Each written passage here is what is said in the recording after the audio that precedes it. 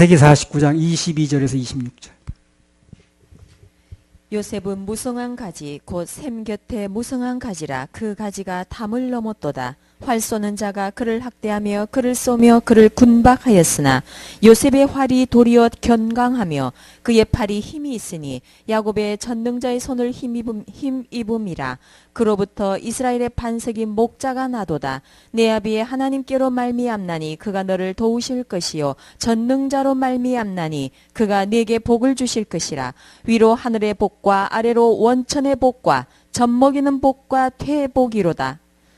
내 아비의 축복이 내 부여조의 축복보다 나아서 영원한 산이 한없음같이 이 축복이 요셉의 머리로 돌아오며 그 형제 중 뛰어난 자의 정수리로 돌아오리로다. 70년대 후반에 그 유행했던 팝송 중에서요, 마이웨이라는 곡이 있었습니다. 여러분 기억나십니까? 마이웨이. 누가 불렀습니까? 네? 그럼 어떻게 70년대 사셨어? 맞습니다. 그 프랭크 시나스트라는 그 아주 그 크게 히트했던 곡이에요. 마이웨이라고. 그 마이웨이란 뜻이 뭡니까? 나의 길 그런 뜻이죠. 그런데 그 곡이 이렇게 히트를 친 이유 중에 하나가 뭐냐면 다 자기 길이 있거든, 사람들이.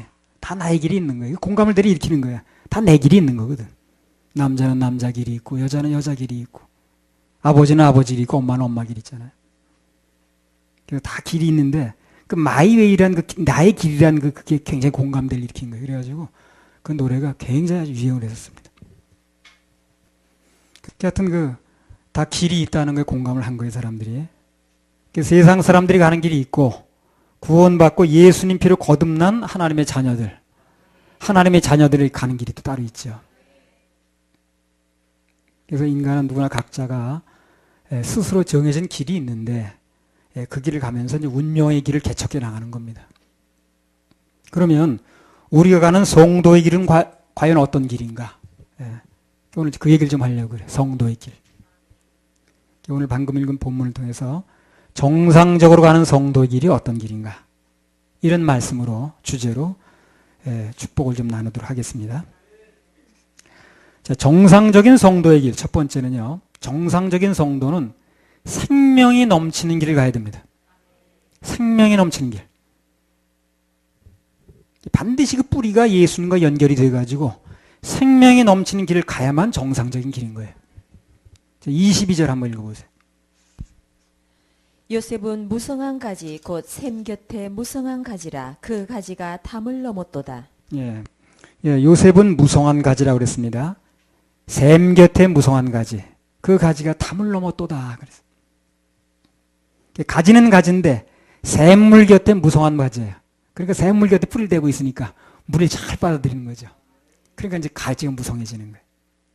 일시적으로 무성한 가지가 아니고 샘물 곁에 뿌리를 대고 계속적인 생명의 열매를 맺는 아주 싱싱한 가지라는 겁니다. 정상적인 첫 번째 길은 뭐냐면 샘 곁에 뿌리를 박은 무성한 가지가 되어서 그 가지가 탐을 넘는 생명이 넘치는 길이 정상적인 길인 거예요. 그게 정상적인 길입니다. 자, 그 정상적인 길을 가려면 어떻게 되는 거예요, 그러면? 뿌리가 연결돼야 되는 거예요, 뿌리가 연결돼야 되는 거예요. 그래서 우리가 예수 그리스도와 함께 뿌리가 연결될 때 우리는 정상적인 성도의 길을 출발도 되는 거고 갈 수가 있는 거예요. 그 일대제에 나오는 게 그게. 예수 그리스도 연결되지 않은 길은요, 정상적으로 갈 수가 없어요. 그래서 성도의 길은 제일 먼저 예수 그리스도와 뿌리가 연결이 돼야 된다. 그래서 비실비실 말라서 그 시들은 가지가 아니고 무성한 가지가 돼가지고 생명이 왕성하고 열매 맺는 그 길이 정상적인 성도의 길인데 거기에는 조건이 좀 있다는 겁니다.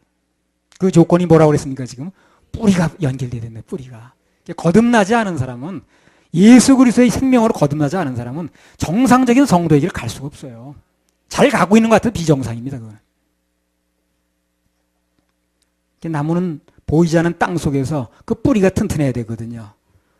그래야만 눈에 보이는 가지가 왕성해지는 겁니다. 그 눈에 보이는 가지가 왕성하지만 사실은 그 밑에 뿌리가 튼튼한 거예요. 그래서 오늘 본문에서 무성한 가지가 되려면 그 뿌리가 어디가 있어야 된다는 겁니까? 샘 곁에. 한번 다 같이 해보세요. 샘 곁에. 그러니까 나무가 잎이 무성하고 생명이 왕성하게 하는 가장 중요한 조건은 그 뿌리가 샘 곁에 있어야 된다는 겁니다. 예수님과 연결은 필연적이에요. 성도의 정상적인 길 가려면 반드시 예수님과 연결해야 됩니다. 뿌리가. 근데 오늘날 보면 예수하고 연결 안 된 성도가 그렇게 많아. 그래서 어디 다른 데 연결하다 보니까 전부 열매도 엉뚱한 열매가 나오는 거예요. 그래서 그 예수와 연결된 그 샘에서 끊임없이 생수를 끌어올릴 때 계속적으로 생명 열매를 맺는 그런 정상적인 성도의 길을 갈 수가 있다는 것입니다. 시편 1편 1절에 3절. 복 있는 사람은 악인의 꾀를 쫓지 아니하며 죄인의 길에 서지 아니하며 오만한 자의 자리에 앉지 아니하고 오직 여호와의 율법을 즐거워하여 그 율법을 주야로 묵상하는 자로다.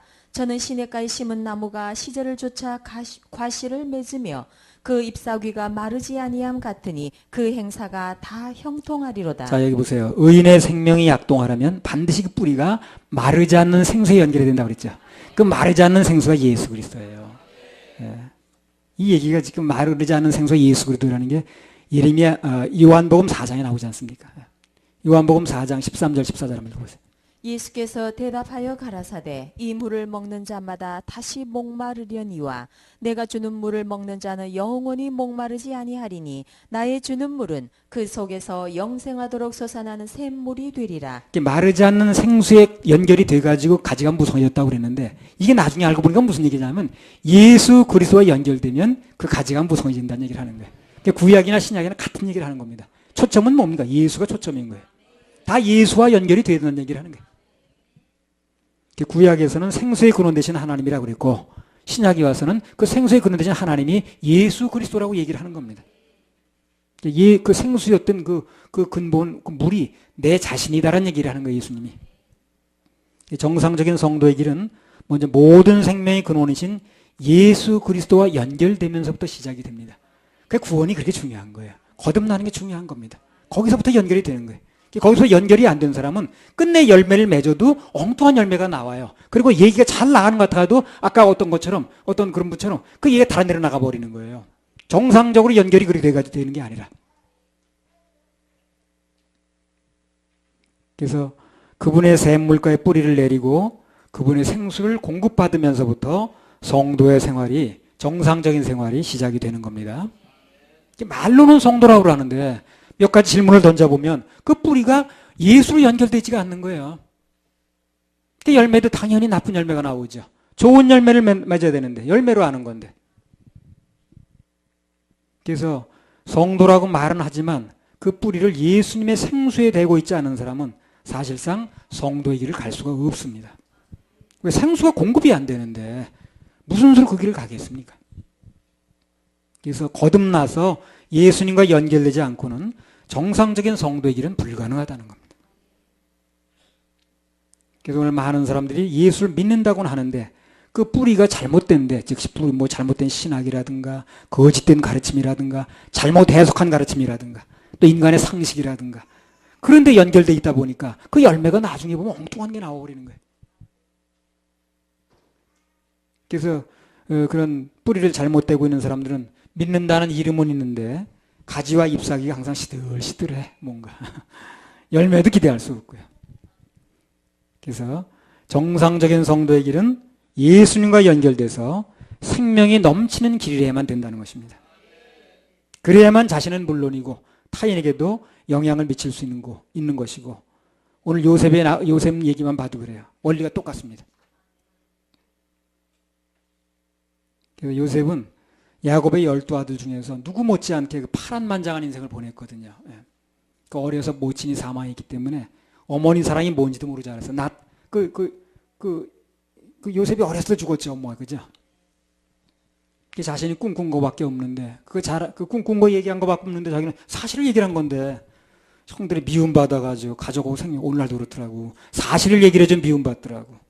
거짓말을 얘기를 하면 미움 안 받는데, 사실을 얘기를 하면 미움을 받아. 사실 얘기를 해준 거예요, 꿈 얘기를. 근데 미움받아가지고, 가족하고 생리별하고, 노예살이 하러 갔는데, 거기서 열심히 일해가지고, 그냥, 아주 그냥, 인정받고 잘 있으려고 그랬더니, 웬 고약한 여자가 나타나가지고, 막 유혹을 해가지고, 거절한 거밖에 없는데, 엉뚱한 감옥 갔죠. 이 감옥 가서도 꿈 해몽해주고, 또 어떻게 좀 좀 덕 좀 볼까 했더니 말이야 그냥 강간부소식이고 하여튼 기구한 인생을 보냈습니다. 그래서 30세 바로 앞에 설 때까지 17세에 팔려와가지고 13년 동안 아주 보통 사람이 겪기 힘든 그런 그 기구한 운명을 보냈어요. 그래서 그 겪은 고통과 아픔이 얼마나 큰지 아들을 낳고 뭐라고 이름을 짓던가요? 문하세. 잊고 싶다고. 혹독한 고난을 겪었다 그 말이거든. 그래서 그 아들의 이름을 그렇게 지으면서 지난날의 모든 고통을 잊고 싶은 거예요. 그렇게 고통이 심했던 거예요. 그러면 요셉이 그렇게 혹독한 고통과 환난을 겪으면서도 항상 열매 맺는 그런 위대한 삶을 살 수 있었던 비결이 뭐냐는 겁니다. 비결이. 그 뿌리가 항상 돼 있는 거예요. 지금 하나님께. 뿌리가 하나님과 연결이 돼 있는 거예요. 그러니까 어떤 환경이 벌어져도 어떤 환경이 닥쳐와도 그 사람은 계속 그야말로 무성할 수 있었던 거예요. 그 뿌리가 예수하고 다니는 거예요. 그 일생을 예수님하고 뿌리가 연결돼 있어야 되는 거예요. 그럼 환경이 어찌 돌아와도 여러분 바람 분다고 나무가 흔들려 뿌리가 흔들립니까? 그렇지 않죠? 나무가 아무리 흔들려도 바람이 아무리 불어와도 뿌리가 흔들리지는 않는다고. 뿌리가 어디 연결되어 있는가 참 중요한 거예요. 그래서 요셉은 그 뿌리가 생수 깊은 데 연결되어 있었던 겁니다. 그러니까 어떤 환경이 와도 기가 막힌 환경이 벌어져도 그냥 견딜 수 있었던 거예요. 그래서 참 이게 그 등산 같은 데 가서 보면 위에 나무가 막 흔들려도 밑에 뿌리는 가만히 있더라고. 요셉이 그 뿌리를 깊은 원천에 대고 있지 않았다면 형편없이 말라버렸을 겁니다. 그 혹독한 환경을 이길 수가 없었어요. 그래서 환경이 문제가 아니고 뿌리를 어디다 대느냐가 중요한 겁니다. 좀 이렇게 어렵게 돌아가도요. 뿌리를 예수님하고 연결하고 있으면 되는 거예요. 그러면 도움이 오게 돼 있고요. 진액을 올리게 돼 있습니다. 나무 가지가 하나 부러져도 그 나무 죽지 않습니다. 뿌리가 문제가 생기면 안 되는 거예요. 그래서 항상 예수 그리스도의 뿌리하고 연결돼야 됩니다. 그 뿌리가 연결되고 아주 강력하게 지금 이 도움을 주는 데가 이 교회라. 예배고. 요셉은 언제나 그 뿌리를 하나님께 대고 있었기 때문에 그분과 함께 갈 수가 있었고요. 가는 곳마다 생명의 열매가 변함없이 열리는 거예요. 변함없이. 그래서 정상적인 성도의 길은 생명이 넘치고 열매가 풍성한 길인데 그냥 거저되는 게 아니라 그 뿌리를 예수님하고 연결하고 있을 때 그때 되는 겁니다. 그때 우리가 필요할 때 생수가 공급됩니다.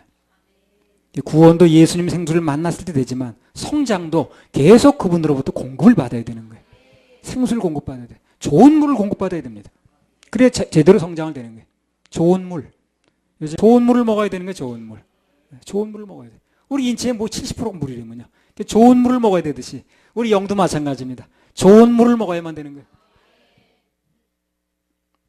잘못 살아온 걸 회개할 일이 아니라 잘못 믿은 걸 회개해야 돼. 그럼 좋은 물을 먹어야 그 목이 잘못된 걸 알게 될 거 아닌가. 그래서 우리가 늘 예배에 성공하고 말씀을 들으면 그 뿌리를 생수에 대고 있는 것입니다. 계속해서 생수를 공급받을 수가 있어요. 그래서 아무튼 간에 정상적인 성도의 길은 반드시 그 뿌리가 생명 대신 예수 그리스도에게로 연결돼 가지고 깊은 곳에 저장된 생수를 자꾸 길어 올릴 때 그때 정상적인 성도의 길을 갈 수가 있습니다. 그러니까 앞으로도 계속해서 이 뿌리를 잘 연결하시기 바랍니다. 예수 그리스도라는 생수에다가 뿌리를 늘 연결해야 돼요. 그래야 외부의 환경과 관계없이 계속해서 정상적인 길을 갈 수가 있습니다. 할렐루야. 우리 하나님께 박수 올려드려요. 정상적인 성도의 길 두 번째는요. 사단과 싸워야만 하는 길이에요. 싸울 수밖에 없는 일이 벌어집니다. 이걸 좀 얘기하려고요. 두 번째 대지에서 49장 22절에서 24절. 요셉은 무성한 가지 곧 샘 곁에 무성한 가지라 그 가지가 담을 넘었도다. 활 쏘는 자가 그를 학대하며 그를 쏘며 그를 군박하였으나 요셉의 활이 도리어 견강하며 그의 팔이 힘이 있으니 야곱의 전능자의 손을 힘입음이라. 그로부터 이스라엘의 반석이 목자가 나도다. 22절만 다시 읽어보세요. 요셉은 무성한 가지 곧 샘 곁에 무성한 가지라 그 가지가 담을 넘었도다. 자, 그러니까 우리 성도가 정상적인 첫 번째 길이 뭐냐면 샘 곁에 뿌리를 대고 무성한 가지가 생긴다고 그랬죠. 그러니까 우리 성도가 예수님의 생명의 그 생명샘에다가 뿌리를 두고 무성한 가지가 되어서 생명이 넘치면 그 다음에 필연적으로 일어나는 현상이 뭡니까? 반드시 담을 넘는다는 거예요. 가지가. 그렇잖아요. 가지가 계속 무성해지면 담을 넘겠죠. 그렇죠. 어쩔 수 없는 거예요. 그 가지가 계속 무성해지니까 우리도 그 나물 길러보니까 그 담을 넘더라고. 담을 넘는다는 게 무슨 뜻이냐면요. 샘 곁에 심어진 나무처럼 예수님의 생명이 약동하게 되면 그 영향이라는 게 반드시 우리 집 담을 넘어서 타인에게 영향을 미치게 돼 있는 거예요, 이게요. 당연한 겁니다, 그거는요. 요셉은 항상 하나님과 함께하고 그분으로부터 끊임없는 공급을 받다 보니까 그의 일생이 자연적으로 가정의 울타리를 넘는 거예요, 지금요. 그 뿌리를 계속 받는, 그 공급을 받는 사람은요, 그 가정에만 머물러 있질 않아요. 계속 넘게 돼 있습니다. 그래가지고 가정의 울타리를 넘어가더니 결국에 민족의 울타리를 또 넘어가는 거예요, 요셉이. 우리도요, 계속 예수님의 생명의 뿌리를 대고 있으면요, 계속 확장되게 돼 있습니다. 이거는 뭐 어쩔 수 없는 거예요. 꼭 원해서 그런 것도 아니고. 그래서 그 가지가 가정과 자기 민족의 울타리를 넘어서 애국까지 갔습니다. 요셉의 그 가지가. 많은 사람들에게 살 길을 주는 거예요. 예수님이라는 그 뿌리에다 생명을 대고 있으면, 뿌리를 대고 있으면 반드시 가지가 무성해지게 돼 있고, 무성해진 가지는 반드시 담을 자연으로 넘는 거예요. 요셉이 그래서 넘는 거예요. 그래서 가정만 있는 게 아니라 나라를 넘어서, 국경을 넘어서 애국까지 들어가는 겁니다. 그리고 가는 곳마다 유익한 영향을 미치고 가는 곳마다 살아나는 역사가 있는 거예요. 요셉의 가지가 감옥 속으로 들어가면 어떻습니까? 갑자기 어두운 감옥 속에 서광이 비쳐요. 예. 그리고 가족들에게 넘어가면 형제와 여러 가지 그 막혔던 그 미움들이 다 사라지게 되고요. 그 가지가 애굽 땅으로 들어가면 7년 기근에 먹고 살 일이 생기는 거예요. 계속 그 가지가 하는 곳마다. 예수님하고 연결된 뿌리만 연결되면요, 그 사람이 가는 인생 곳곳마다 좋은 일이 벌어져요. 살 일이 벌어집니다. 예수님의 생수에 그 뿌리를 둔 사람은 가는 곳마다 살아나는 역사가 있고, 번영되는 역사가 있고, 풀어지는 역사가 있습니다. 특히 그 가지가 죄 가운데 있는 영혼들에 들어가면 영혼이 죄 사함 받고 살아나는 그런 역사가 일어나는 거예요. 그래서 우리 예수 그리스도 피로 거듭나서 그 뿌리를 거기다 대고 있는 사람들이, 우리 사역자들이, 우리 성도들이 어디 가게 되면 반드시 그곳에서 영혼이 거듭나는 역사가 일어나는 겁니다. 구원받는 역사가 일어나는 거예요. 그런데 우리가 여기서 꼭 보고 넘어가야 될 게 하나 있다는 거예요. 그게 뭐냐면 우리의 생명이 왕성하게 넘치면, 그래서 가지가 담을 넘어서 내 이웃이라든가 직장이라든가 또 무슨 이렇게 여러 가지 사람 지경을 넘게 되면 그때 주면 반드시 뭐가 하나 일어나는데 무슨 일이 벌어지냐면요. 23절 한번 읽어보세요. 활 쏘는 자가 그를 학대하며 그를 쏘며 그를 군박하였으나. 그래요. 그래서 그 가지가 지경을 넘게 되면 뿌리가 왕성해지고 그 다음에 가지가 왕성해지면 가지가 이제 그 지경을 넘게 되는데, 그때쯤 반드시 뭐가 나타나냐면 활 쏘는 자가 나타난다는 거예요. 가지가 넘을 때쯤 되면. 그래가지고 막 쏴댄다는 겁니다. 그리고 군박한다는 거예요. 그러니까 우리의 가지가 담을 넘어서 다른 사람에게 영향을 줄 때가 되면 반드시 활 쏘는 자가 나타나요. 그걸 예상을 해야 됩니다. 안 그러면 당황하죠. 아니 왜 이렇게 활 쏘는 사람이 많은 거야 이거. 그래서 우리 믿음이 성장해서 뻗어나갈 때 그때 어김없이 나타나서 활을 쏴대는 존재가 나타나는데, 그 존재가 누구냐 하면요, 에베소 6장 12절에 17절 한번 읽어보세요. 우리의 씨름은 혈과 육에 대한 것이 아니요 정사와 권세와 어두움의 세상 주관자들과 하늘에 있는 악의 영들에게 대함이라. 그러므로 하나님의 전신갑주를 취하라. 이는 악한 날에 너희가 능히 대적하고 모든 일을 행한 후에 서기 위함이라. 그런즉 서서 진리로 너희 허리띠를 띠고 의의 흉배를 붙이고 평안의 복음에 예비한 것으로 신을 신고 모든 것 위에 믿음의 방패를 가지고 이로써 능히 악한 자의 모든 화전을 소멸하고 구원의 투구와 성령의 검 곧 하나님의 말씀을 가지라. 네, 그래 12절에 보면 우리의 씨름은 혈과 육에 대한 것이 아니요 정사와 권세와 이 어둠의 세상 주관자들과 하늘에 있는 악의 영들에게 대함이라 그랬죠. 예. 또 14절 이하에 보면 그런즉 서서 진리로 너희 허리띠를 띠고 의의 흉배를 붙이고 평안의 복음에 예비한 것으로 신을 신고 모든 것 위에 믿음의 방패를 가지라 그랬습니다. 이렇게 완전한 군장을 갖추는 이유가 뭡니까? 악한 자의 화전을 맞으려고 그러는 거예요. 화전을 막으려고 그러는 거예요. 여기 악한 자는 사단이죠. 그렇죠? 화전이라는 게 무슨 말인 줄 압니까? 불화자에다 화살전자 씁니다. 불화살이에요. 그래서 우리 가지가 담을 넘어서 이웃에게 영향을 미칠 때가 되면 반드시 악한 자, 사단의 불화살이 날라오게 돼 있어요. 아까 화살이 그 얘기입니다. 바로. 화전을 막으라는 얘기가 불화살이 날라온다 그 말이거든. 우리가 이 세상에 있는 한 우리가 복음이 왕성하게 선포되고 그리고 우리 이 가운데 이 바운다리가 아닌 울타리를 넘어서 지경을 넘어서 나가게 되면 반드시 화를 쏩니다. 공적이 들어오고요. 뭐 이단이라는 둥, 무슨 잘못됐다는 둥, 이상하다는 둥, 어쨌다는 둥 해가지고 공격이 들어오게 돼 있어요. 화살을 쏴대는 거예요. 악한 자가. 악한 자는 사단이잖아요. 오늘 이 본문의 요셉도요. 이 사단이 쏴대는 화살에 엄청난 공격을 많이 받았습니다. 형제들을 통해서 받고 보디발의 철을 통해서 받고 술 맡은 관원장의 배신의 화살도 맞아보고 말이에요. 겉으로 보기엔 사람들이 그러는 것 같은데 사람들이 그러는 게 아니에요. 뒤에서 조종하는 세력이 있는 거예요. 그게. 활 쏘는 자가 따로 있었던 겁니다. 그래서 우리가 정상적인 성도일 가면서 그 가지가 담을 넘으면 반드시 악한 자의 불화살이 날라온다는 거. 이걸 예상을 해야 됩니다. 당연한 겁니다. 그거. 요셉 때도 그랬고요. 앞으로도 마찬가지. 그냥 요 안에서만 있으면 상관이 없어요. 근데 이 가지가 담을 넘게 되면 지경을 넘게 되면 화살이 날라오는 거예요. 돌이 날라옵니다. 활도 쏴대고요. 학대도 하고요. 오늘 군박하는 상이라는 거예요. 막 핍박하고 말 가족 간에 그러고 말이에요. 근데 이 문제는 뭐가 문제냐면 사단의 이런 학대와 군박이 주로 내 가까운 사람을 통해서 일어난다는 거 이게요. 저 멀리 어디 관계없는 사람이 있어 있는 게 아니고 아주 가까운 사람. 친척, 가족, 뭐 부모, 형제 이런. 요셉은 어땠습니까? 여러분? 그 학대가 누구로부터 일어났어요? 어디 멀리 있는 사람이 일어났습니까? 아니요. 형제들이 그러는 형제들이. 아버지와 생리별시키고 노예로 팔아버리고 그 강도나 유괴범이 그러는 게 아니에요. 형제들이 그러는 겁니다. 형제들이. 사단은 항상 아주 가까운 사람들을 통해서 학대도 하고 화살도 쏴대고 군박하고 이렇게 하는 겁니다. 나도 목회하다가 어떤 데 실망된 일도 있고 참 마음이 찔리는 일도 있고 어려운 일도 있고 그러거든요. 외부에서 있는 사람들이 그런 게 아니더라고. 아주 가까이 있는 사람 때문에 그럴 때가 많거든요. 사단의 전술이 그렇게 치사하고 교묘한 거예요. 영향받으라고. 멀리 있는 사람이 그러면 안 만나면 되거든. 근데 가까운 데서 그러니까 영향받을 수밖에 없거든. 그래서 우리가 사단이 쏴대는 화살은 가까운 데 있는 사람한테 그렇게 한다는 거.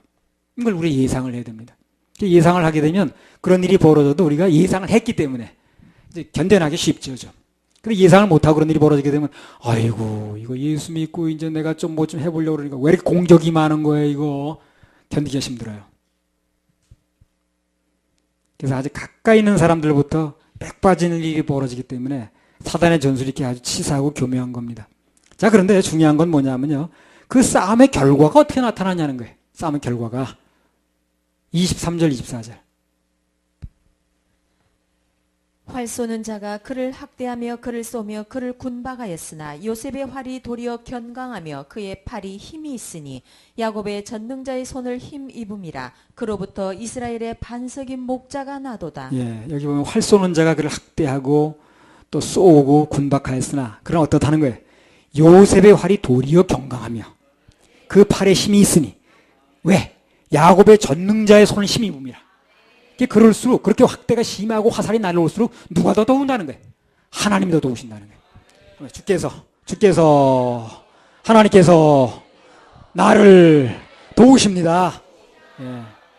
그래 살아나는 거예요, 우리가. 그래 살아나는 거예요. 그래서 화살을 쏘고 군박을 하고 학대를 하고 하지만 그러나 팔이 더 힘이 있어진 게 이유가 뭐냐? 하나님이 더 도우신다는 거예요. 야곱의 전능자의 손을 힘입음이라. 사단이 가까운 사람들 통해서 비겁한 화살을 쏘아대지만 그러나 그 결과는 여기 24절의 말씀대로 전능자의 손에 도우심을 입는 요셉의 활이 오히려 사단의 활보다 강하더라는 겁니다. 그래도 그 팔에 힘이 있기 때문에 능히 이기고 싸워서 승리한다는 거예요. 실제로 모든 그 공격으로부터 다 이겼죠. 요셉이요. 다 견뎌냈잖아요.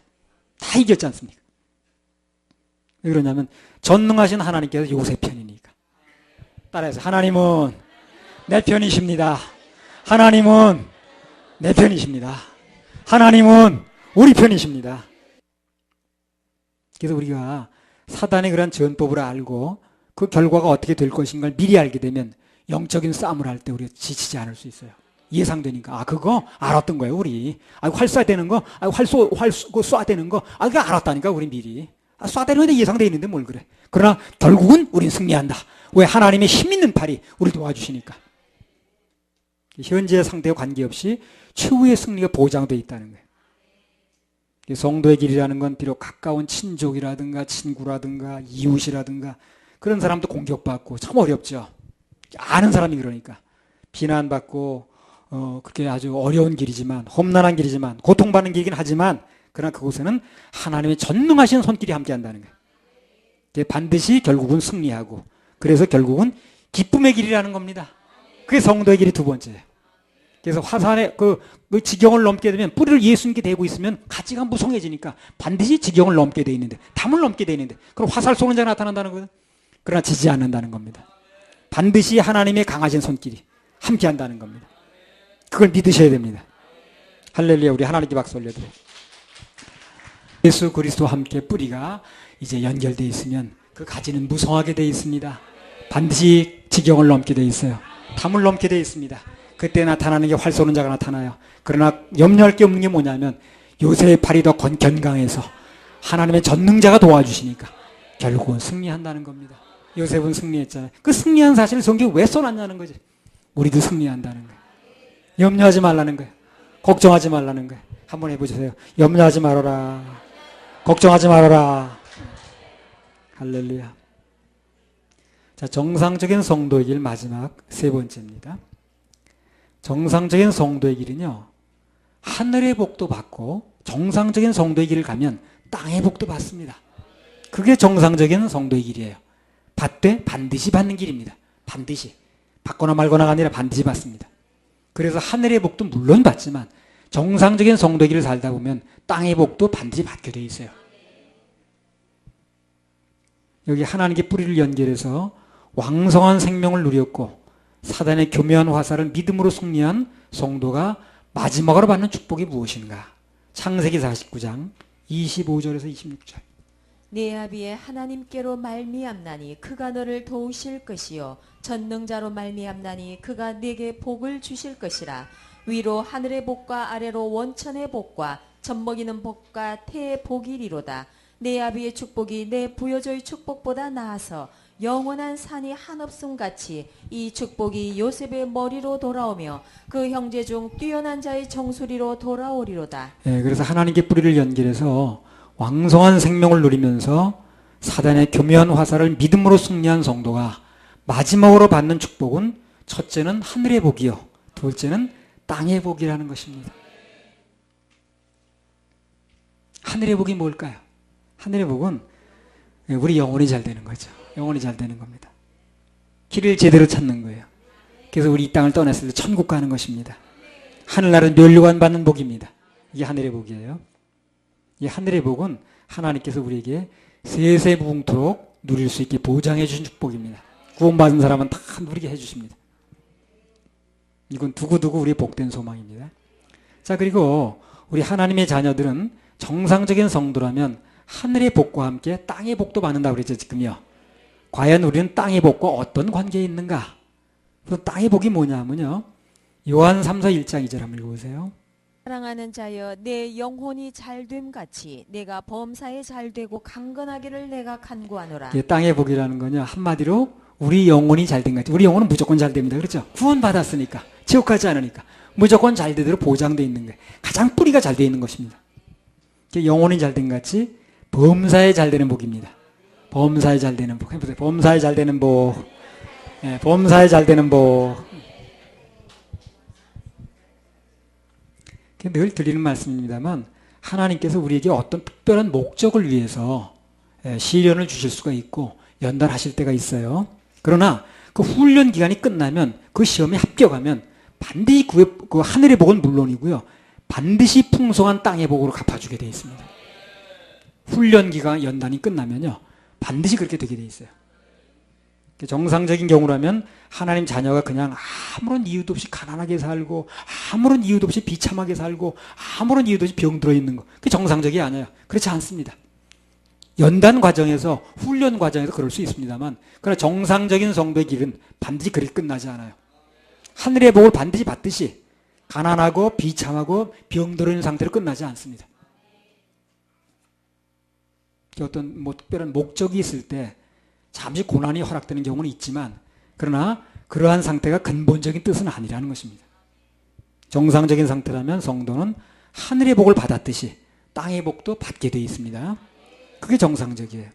구약 성경에 나오는 아브라함이라든가 이삭이라든가 야곱이라든가 욥이라든가 전부 하늘의 복 받듯이 땅의 복도 받잖아요. 나중에 보니까 다 땅의 복을 받지 않습니까? 모년에 배나도 받고 이렇게 하잖아요.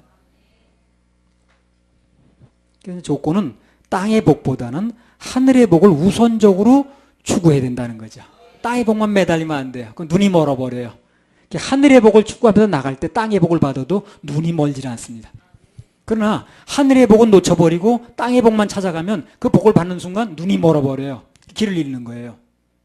그래서 땅의 복을 받는데 그 주시는데 그걸 받아도 하늘의 복을 늘 쳐다봐야 돼요. 그래 눈이 멀지 않습니다. 길을 잃지 않아요.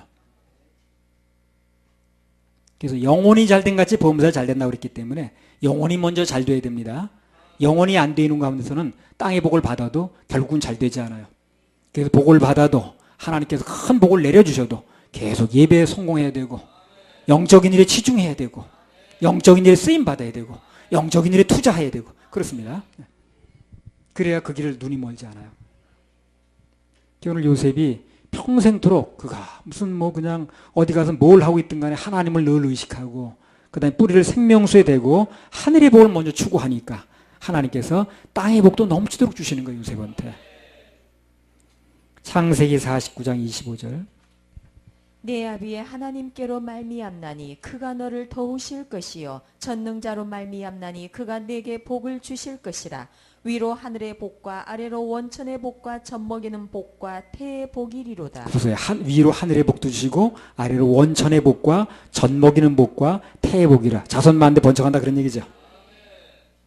야곱이 요셉에게 축복하기를 그가 내게 복을 주실 것이라. 위로 하늘의 복과 아래로 원천의 복과 젖먹이는 복과 태의 복이리라 그랬거든요. 요셉이 받은 복을 구체적으로 좀 보고 넘어가면 그렇습니다. 우선 여기 말하는 하늘의 복에는 하늘나라에서 영원히 누리는 복이 포함되겠죠. 그렇죠?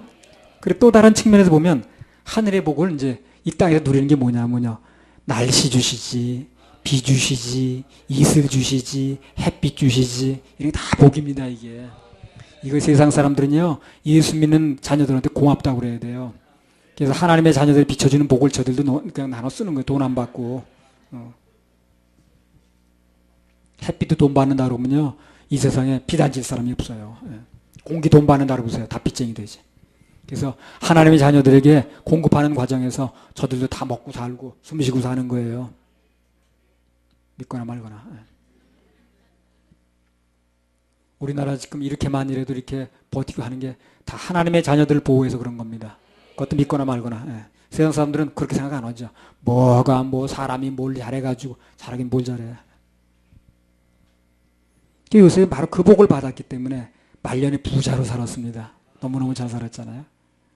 원천의 복이라는 건 모든 물구멍이 마르지 않게 주는 복이거든요. 그래서요, 우리 그냥 하나님께서 복을 주시는 땅에서 원천의 복을 받아야 되게. 물이 마르질 말아야 돼, 그냥. 한번 해보세요. 원천의 복. 원천의 복. 계속 나와야 돼, 그냥 물이 그냥. 원천의 복. 원천의 복. 이스라엘 땅에서 물복이라는 건 굉장히 좋은 복입니다. 물이 이제 아주 굉장히 메말랐거든. 큰 복을 주는 거예요. 가장 좋은 복을 주는 거예요. 필요한 거든. 필요한 복을 주시는 겁니다. 젖먹이는 복과 태의 복은요, 요셉의 자손 중에서 많은 위대한 인물을 주겠다는 겁니다. 우리 젊은 여기 그냥 남녀들이 있는데 결혼해서 이제 아이 막 낳았고 또 날 사람도 있고 그런데 아주 위대한 인물들이 나오는 그런 복을 받으시기 바랍니다. 실제로 이 축복대로 요셉 지파에서는요, 이스라엘이 이끈 그리고 영적인 거장들이 많이 나왔습니다. 그 축복 그대로 되는 거예요. 하나님 축복은 그대로 이루어지거든요. 요셉 자손을 에브라임 지파하고 므낫세 지파로 나누죠. 그렇죠? 그래서 여호수아, 그 다음에 그 정의 여사사 드보라, 그 다음에 위대한 사무엘, 다 어디 지파입니까? 에브라임 지파입니다. 요셉 지파죠. 요셉 지파. 에브라임 지파예요. 여호수아라든가 드보라라든가 사무엘 이런 사람이 에브라임 지파입니다. 여러분 잘 몰랐습니까? 기드온, 입다, 그 다음에 뭐 이런 그 위대한 사사, 예, 다 므낫세 지파입니다. 그 사람들. 므낫세 지파는 또 어디예요? 그거? 그것도 요셉 지파입니다. 예. 요셉 지파에도 유명한 인물들이 많이 나왔어요. 그래서 신명기 33장에 보면 모세도가 죽기 전에 이스라엘 12지파를 축복해 주는데 앞으로 이제 보게 될 겁니다. 요셉 지파에 가장 아름답고 풍성한 축복을 해줬어요. 그래서 얘기를 요약하면 성도의 길은 우선 보기에는 어려움이 좀 있는 것 같아도 요셉이 어려운 일을 겪었으니까 그러나 결국은 이게 영적으로도 육적으로도 다 복을 받는 길입니다. 해피엔딩이에요. 잘 되게 돼 있습니다. 그렇게 그냥 못 살고 못 살다가 그냥 끝나는 그런 길이 아니라니까. 자, 그럼 마지막으로 하나님께서 성도의 길을 가는 길에 복을 주시는데 어느 분량만큼 주시는가? 이걸 말씀드리고 오늘 얘기를 마치려고 그래요. 49장 26절 어느 만큼 주시는가? 내 아비의 축복이 내 부여조의 축복보다 나아서 영원한 산이 한없음같이 이 축복이 요셉의 머리로 돌아오며 그 형제 중 뛰어난 자의 정수리로 돌아오리로다. 자, 여기 보면 축복을 하면서 내 아비의 축복이 내 부여조의 축복보다 나아서 그랬거든요. 자, 야곱의 입장에서 볼 때 부여조 그러면 뭐 아브라함도 물론 포함되겠죠. 근데 직접적으로는 그 아비 이삭을 가리키는 거예요, 지금요. 부여조라는 게. 한마디로 쉽게 말하면 하나님께서 요셉과 그 자손에게 복을 허락하셨는데 축복을 해주는데 그것이 이삭의 복을 준 것이 아니라 누구 복을 줬다는 거예요. 누구 복을 줬다는 거예요, 지금요. 야곱의 복을 줬다는 거예요. 야곱이 축복하는 거예요, 지금요. 네. 그럼 야곱의 복과 이삭의 복은 어떤 차이점이 있느냐는 거예요. 지금 이삭의 복이 아닌 야곱의 복을 주겠다고 그랬거든. 요셉에게 축복을 해주면서 네 부여조의 축복보다 낫다는 게 부여조는 이삭을 얘기를 한다고 그랬죠. 부여조의 축복보다 이삭보의 축복보다 나은 이 야곱의 축복을 주겠다는 거거든. 야곱의 복과 이삭의 복은 어떤 차이점이 있느냐. 먼저 이삭은요. 창세기 27장에서 그 두 아들한테 축복을 해주죠. 에서하고 야곱한테 축복을 하잖아요. 그죠? 큰 아들 에서에게 해야 될 축복인데 그걸 야곱한테 다 해줬습니다. 잘못 알고. 그래서 원래 에서한테 해주기로 했던 축복인데 야곱이 그 털을 뒤집어 쓰고 와서 하니까 에서가 들어오기 전에 야곱한테 다 해줬다고 말해. 그러니까 나중에 와서 에서가 뭐라 그랬을까? 아버지, 왜 나한테 빌본 축복은 왜 안 남았어요? 빌복이 그것뿐입니까? 그러잖아요. 그러니까 아버지가 뭐라 그랬냐면요. 통곡하니까 에서가 창세기 27장 35절에서 37절까지 한번 읽어보세요. 이삭이 가로되 내 아우가 간교하게 와서 내 복을 빼앗았도다. 에서가 가로되 그의 이름을 야곱이라 함이 합당치 아니하니이까 그가 나를 속임이 이것이 두 번째니이다. 전에는 나의 장자의 명분을 빼앗고 이제는 내 복을 빼앗았나이다. 또 가로되 아버지께서 나를 위하여 빌 복을 남기지 아니하셨나이까.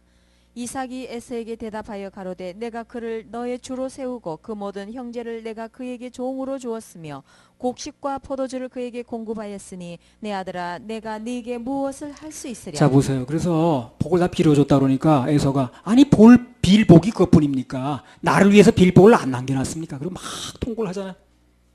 그러니까 아버지가 뭐라 그러냐면 37절에 이삭이 에서에게 말하기를 내가 그를 너의 주로 세우고 그는 누굽니까? 야곱을 너의 주로 세우고 그 모든 형제를 내가 그에게 종으로 주었으며 곡식과 포도주를 그에게 공급하였으니 내 아들아 내가 내게 무엇을 할 수 있으랴 그랬죠.